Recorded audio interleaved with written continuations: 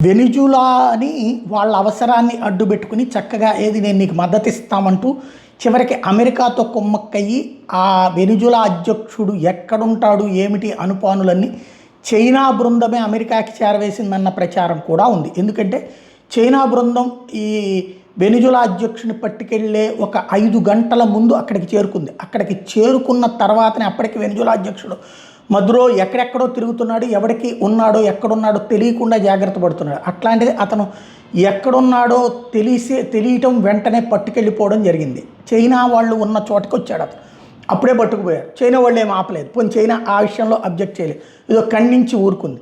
కానీ ఈ వ్యవహారంలో తాజాగా చూస్తే చైనాకి $20 బిలియన్ నష్టమట. అది ఆయిల్ మీద $20 బిలియన్ ఇన్వెస్ట్ చేసిందట. అలాగే లోన్స్ కిందన $60 బిలియన్ ఇచ్చిందట.